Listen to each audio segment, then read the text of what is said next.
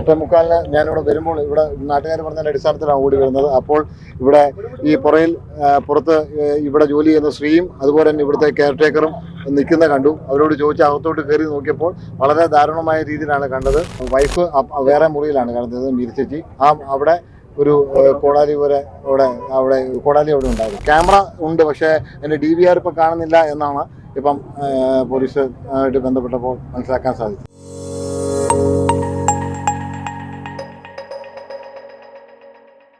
കോട്ടയത്ത് ദമ്പതികളെ വീട്ടിനുള്ളിൽ മരിച്ച നിലയിൽ കാണപ്പെട്ട സംഭവത്തിൽ ഇപ്പോൾ ഇതര സംസ്ഥാന തൊഴിലാളി പിടിയിലായെന്ന സൂചനയാണ്. എന്നാൽ പോലീസ് ഇക്കാര്യത്തിൽ സ്ഥിരീകരിച്ചിട്ടില്ല. ഇന്ന് രാവിലെയാണ് കോട്ടയം തിരുവാതുക്കൽ സ്വദേശിയായ വിജയകുമാർ, മീര എന്നിവരെ വീട്ടിനുള്ളിൽ കിടപ്പുമുറിയിൽ കൊല്ലപ്പെട്ട നിലയിൽ കണ്ടപ്പെട്ടത്. ഈ സംഭവവുമായി ബന്ധപ്പെട്ട് ഇപ്പോൾ പോലീസ് അന്വേഷണം നടത്തി വരികയാണ്. കോട്ടയം തിരുനക്കരയിൽ ഇന്ദ്രപ്രസ്ഥ ഓഡിറ്റോറിയം നടത്തിവരുന്ന ആളാണ് വിജയകുമാർ. 64 വയസ്സുള്ള വിജയകുമാറിനെയും 60 വയസ്സുകാരിയായ ഭാര്യ മീരയെയുമാണ് കൊല്ലപ്പെട്ട നിലയിൽ കാണപ്പെട്ടിരിക്കുന്നത്. 9 വർഷം മുൻപ് ഇവരുടെ മകൻ ദുരൂഹ സാഹചര്യത്തിൽ കോട്ടയം റെയിൽവേ സ്റ്റേഷന് സമീപം മരിച്ച നിലയിൽ കണ്ടെത്തിയിരുന്നു. ഇപ്പോൾ ഇന്ന് രാവിലെ വീട്ടുജോലിക്കാരിയാണ് മൃതദേഹം കാണുന്നത്. പിന്നീട് വിവരം അറിയിക്കുകയായിരുന്നു. പോലീസ് എത്തി പരിശോധന നടത്തുകയാണ്. ഇപ്പോൾ ഫോറൻസിക് വിഭാഗവും ഫിംഗർ പ്രിന്റ് വിദഗ്ധരുമൊക്കെ പരിശോധന നടത്തി വരികയാണ്.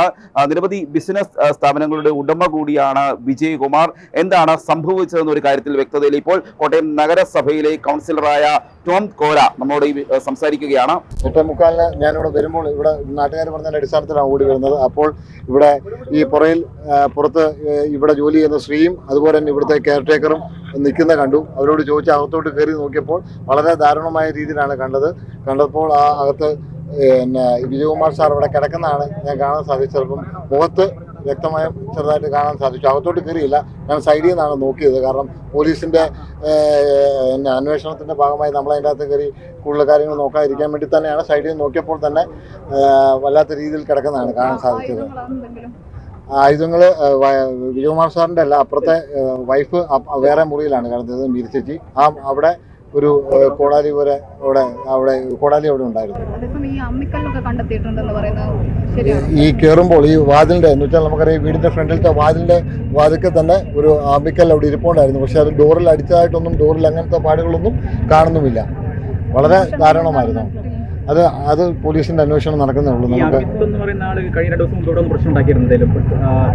അതിനെപ്പറ്റി നാട്ടുകാർ പറയുന്നുണ്ട്. എനിക്ക് കൃത്യമായിട്ട് അറിയുന്നില്ല. കാരണം സാർ അങ്ങനെ വല്ല ഉണ്ടെങ്കിൽ വിജയകുമാർ സാറിനെ വിളിച്ച് പറയേണ്ടതാണ്. അങ്ങനെ ഒരു ബന്ധമുള്ളതാണ്. കൗൺസിലർ എന്ന നിലയിൽ ഇവിടെ ഉണ്ടാകുന്ന കാര്യങ്ങളൊക്കെ എന്നെ വിളിച്ചറിയിക്കുന്നതാണ്. പക്ഷേ നേരത്തെ ഇങ്ങനെ ഒരു മോഷണം നടന്നതായിട്ട് ബന്ധപ്പെട്ട് അവിടെ പോലീസ് പരാതി കൊടുക്കുകയും അത് പോലീസ് ആ പരാതിക്കാരൻ എന്ന് പറയുന്ന ആസാം സ്വദേശിയെ പിടിക്കുകയും അറസ്റ്റ് ചെയ്യുകയും ചെയ്തിട്ടുള്ളതാണ്.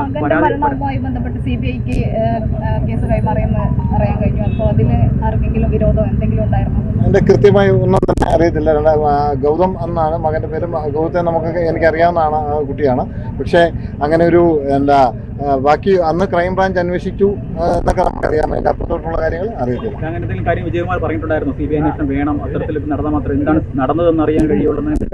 അന്ന് ഈ മരണം നടന്ന സമയത്ത് ഞാൻ MLA ആയിട്ടും അന്നത്തെ പ്രതിപക്ഷ നേതാവായിരുന്ന ശ്രീ രമേശ് ചെന്നിത്തലയായിട്ടൊക്കെ ഞാൻ അന്ന് ഈ വീട്ടിൽ വരികയും ചെയ്തിട്ടുള്ളതാണ്. അന്ന് അവരെല്ലാം തന്നെ ഈ വീട്ടിൽ വന്ന് സംസാരിച്ചിട്ടുള്ളതാണ്. എന്നാലും അദ്ദേഹത്തിൻ്റെ ആശങ്കകളുണ്ടായിരുന്നു. അങ്ങനെയാണ് അധികം എനിക്ക് തോന്നുന്നു ക്രൈം ബ്രാഞ്ച് അന്വേഷിച്ച കേസാണത്. അവിടം വരെയൊക്കെ എനിക്കറിയാമായിരുന്നു. അന്ന് അതിനെപ്പറ്റി അദ്ദേഹം സംസാരിക്കും ഭയങ്കര വിഷമങ്ങളുണ്ടായിരുന്നു മകൻ മരിച്ചതായിട്ട് ബന്ധപ്പെട്ട CC ക്യാമറ വളരെയധികം ഉള്ളൊരു വീടാണിത്. നമുക്കിവിടെ നോക്കിയാൽ അറിയാം. ഇത് നമുക്ക് ഗേറ്റ് തന്നെ ഓട്ടോമാറ്റിക് ഗേറ്റ് ആണുള്ളത്. വളരെ സാധാരണ ഒരാൾക്കും വീട്ടിൽ കയറാൻ പറ്റാത്ത ഒരു സാഹചര്യമുള്ളൊരു വീടാണ്. ഇനി ഇതെങ്ങനെ കയറിയെന്ന് അറിയത്തില്ല. ക്യാമറ ഉണ്ട്, പക്ഷേ അതിൻ്റെ DVR ഇപ്പം കാണുന്നില്ല എന്നാണ് ഇപ്പം പോലീസ് ആയിട്ട് ബന്ധപ്പെട്ടപ്പോൾ മനസ്സിലാക്കാൻ സാധിച്ചു. ഈ വീട് കാണുമ്പോൾ തന്നെ അറിയാം, വലിയ മണിമാളിക പോലൊരു വീടാണ്. ഈ വീട്ടിൽ വിജയകുമാറും ഭാര്യ മീരയും മാത്രമായിരുന്നു താമസിക്കുന്നത്. ഇന്ന് രാവിലെ 8:15 വീട്ടുജോലിക്കാർ വീട്ടിലെത്തുമ്പോഴാണ് രണ്ടുപേരെയും മരിച്ച നിലയിൽ കാണപ്പെട്ടിരുന്നത്. പോലീസ് നടത്തിയ അന്വേഷണത്തിൽ രക്തത്തിൽ കുളിച്ചായിരുന്നു മൃതദേഹങ്ങൾ കണ്ടെത്തപ്പെട്ടത്. മൃതദേഹത്തിൽ വസ്ത്രങ്ങൾ ഒന്നും തന്നെ ഇല്ലായിരുന്നു.